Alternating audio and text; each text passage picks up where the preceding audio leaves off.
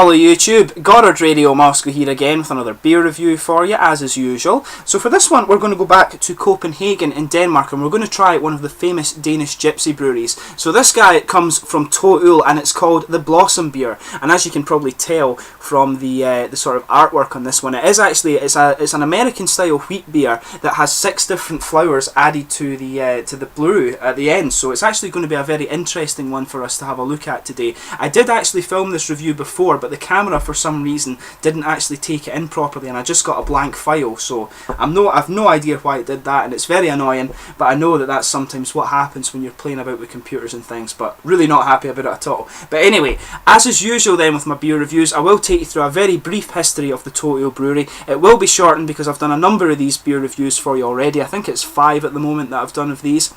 But as always, if you are simply just interested in the tasting of this beer, just fast forward a few minutes into the video and you will catch that. But as always, the brewery website's in the video description for you below, along with the link to my other To Øl beer reviews.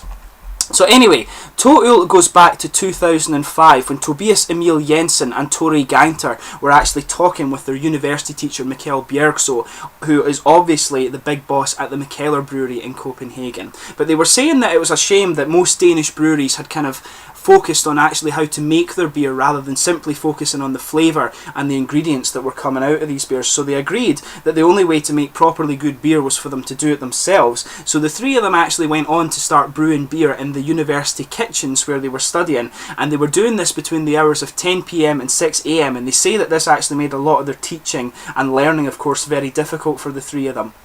But later Mikkel actually went on to found the Mikkeller Brewery, obviously, and this has become very, very popular in the last few years. But Tore and Tobias actually continued to craft brew until 2010, and it was then that Mikkel Bjergsø actually heard that his former students were continuing to craft brew at this point.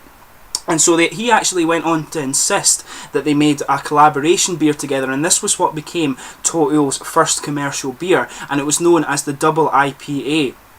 And it was there really that sort of To Øl's journey in craft beer began. But despite their very short existence so far, this was going on until 2010, but despite their very short existence, only about 4 years or so so far, they're actually becoming very, very popular in many craft beer circles, and they're exporting to over 30 different countries worldwide now. So you can get these beers all throughout North America, South America, all throughout Europe, Australia, New Zealand, probably in South Africa and stuff like that as well. So a very, very interesting craft brewery for you to try if you do get the chance. But as is the case with Mikkeller, these guys are a gypsy brewery, and if you think about how much it would actually cost for them to set up their own brewery, it is a very, very good thing to do. But they brew most of their beers, as is the case with Mikkeller, they brew most of them in the De Proef Brouwerij in Locriste Heifte in Belgium. So a lot of their beers are actually Belgian beers on a technicality, which is quite cool. But they do brew other beers. They've been brewing a lot of collaboration beers with Brewfest from Italy these days, so they are brewing more and more of their beers down there in Italy at the moment. And I'm sure they've actually brewed a couple with Brewdog in Scotland and Nonya in Norway, and probably they've brewed a few over in the States as well. So it's quite a good way for them to brew their beer, and they say that a lot of the motivation behind them doing this is actually so that they can sort of experiment with different ingredients and stuff like that. So a very, very cool a very cool brewery and a very cool way to actually brew beer in the sense. But obviously then they don't actually have a home base as such, but they do have the Mikkeller and Friends Brewery in the Nørrebro district of Copenhagen, and this is a collaboration beer bar with Mikkeller, and it's called Mikkeller and Friends, this guy. But they have an exclusive bottle shop there as well, where you can pick up some of the very sort of exclusive To Øl beers, which is obviously very cool. And I think they said they had about 30 different beers on tap, and you can get some really, really cool stuff there. So definitely worth checking out, along with the Mikkeller bar, if you do get the chance to go to Copenhagen. So anyway, that's your sort of brief history of the To Øl Brewery. Anyway, a very interesting brewery to talk about. These gypsy breweries do some very, very cool stuff, which is always interesting. But to actually tell you about this beer itself, this guy is a 6.3% American wheat ale. It's hopped with Simcoe, Citra, Galaxy and Amarillo hops, and they actually combined a handful of 6 different specially made dried flowers, and this includes the blue cornflower, hibiscus, marigold, the rose flower, hawthorn flower and also raspberry flower. So they add that to the brew at the end here. But I'll just bring up the camera and let you have a little quick look again at the artwork here. Very nicely done, and I think this is actually some of the flowers that go into this beer. I think this is maybe they've taken this as a photograph actually, or it looks more like a painting actually. Maybe this has been painted of the flowers that they actually put into this beer. And it is a plain bottle cap as always with Mikkeller in this one. As I said, I can't sort of open the beer for you in this case because the camera was a pain in the arse and didn't actually film it properly. But I'll just let you see exactly what this guy looks like. It's a very sort of bright orangey amber colour. If I put my fingers behind it, you can't see through it, so it is very kind of it's quite an opaque one. It had quite a solid finger and a half of a big frothy white head when I did pour it out there. But in terms of the aroma here, we'll just have another sniff at it. It's very it's very hoppy actually. That's the first thing that you notice with this guy. It's got a nice sweet kind of caramel malt base, and you pick that up when you're swirling it around. I always find with the To Øl beers, when you swirl them up, you start to get the malt base out a little bit more. But there's a nice kind of white bread and sweet yeasty character coming out there, with just a little bit of a kind of wheaty spice in it as well, which is really nice. And the orange, there's a nice sharp orange flavour to or orange aroma to this one too. And it's really, I think that kind of blends in quite well with the malt base, or with the wheat actually in this beer. But it's got a nice floral freshness to it, and obviously you would expect that with these 6 different flowers in it, but it's very hard to actually pick up on what any of the flowers sounds like. Obviously I'm not an expert on botany or anything like that, so it's quite a difficult thing to pick up. But it's a very interesting smelling beer, so just take a little bit of a while and just have a little smell of or get used to the aroma of this one. It's got quite a bit of unique character in it there. But it smells, there's a good bit of piney resin and grapefruit in the aromas in here too. So I would think, what I thought when I tried this the first time was that it would be a very kind of hoppy American wheat ale, and it actually did turn out to be that. So we'll just go through the taste again for you with this one.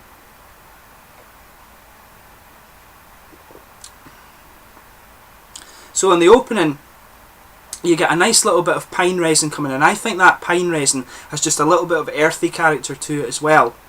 And the sort of wheat spice mixes in with it too. So there's these 3 flavours kind of competing at the very front of your tongue.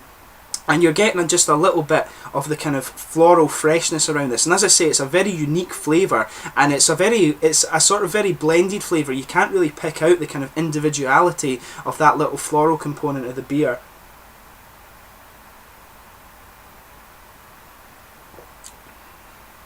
But you've got a nice wheat spice that mixes in well with the malt base, and it's got a nice kind of sweet orangey character that mixes in with that.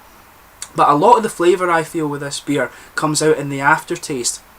Again, at the front of the tongue you've got that nice earthy, piney and slightly grapefruit flavour coming in just at the front, and at the back you're starting to get that kind of sweet caramel malt base and just this floral freshness going around the edge of the tongue there. And I think you actually do have a little bit of lemon citric flavour coming out around the edges of the tongue too. But these flavours, I think, all complement each other very, very well. And it's a really nice beer, this one. It's a very unique take on an American wheat ale. A very, very hoppy take on it, I would say.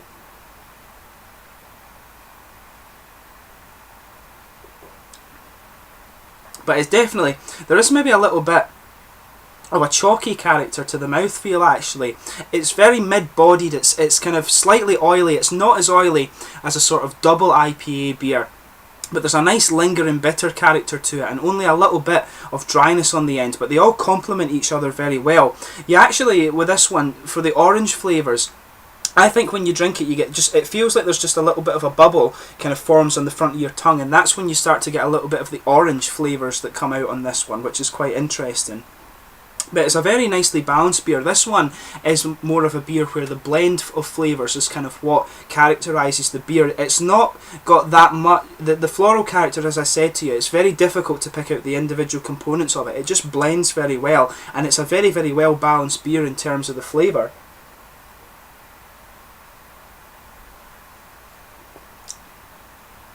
But it's very nice, and I do think it has just a tiny little bit of a chalky mouthfeel that reminds me of these organic beers that I used to get in Germany, which were really quite interesting to try.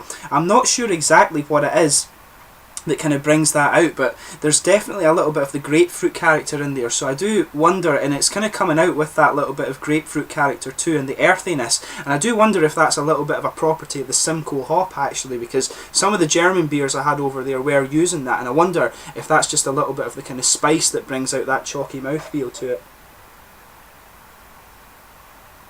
But overall, it's a very, very nice beer actually. It's a very hoppy take on an American wheat beer. The floral character in this one is very, very interesting. What I would say to you with this beer is that if you want one that has a it's a unique take on the style, if you like, this is one for you. If you want a traditional American wheat ale, then this maybe isn't the best beer for you. It's a really, really nice beer, and you will not be disappointed with anything that To Øl produce. Their beers, the sort of lighter ones, if you like, are always very hop forward. The darker ones are always very malt forward, and they're very full flavoured beer, which obviously is the whole point of craft ale, which is what you want. And these guys, I really do think these are probably one of the top craft breweries around actually. Some really, really nice stuff being produced by these guys these days. But this is a very unique beer. This nice blend of 6 different flavours gives you a really unique floral character just around the edges of the tongue.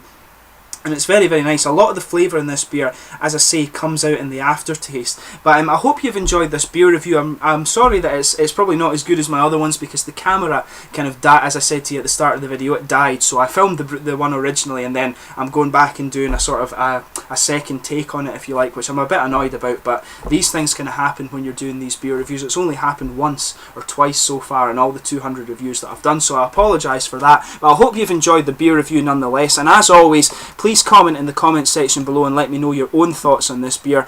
Always interesting to hear that. But I thank you again for your support over my 245 or so reviews it is that I've done now. And please like, subscribe, share, all the usual YouTube stuff. There will be more To Øl beer reviews for you to follow in the coming weeks. So I thank you again for watching my beer reviews, and please like, subscribe, share, and I will catch you soon again. Cheers.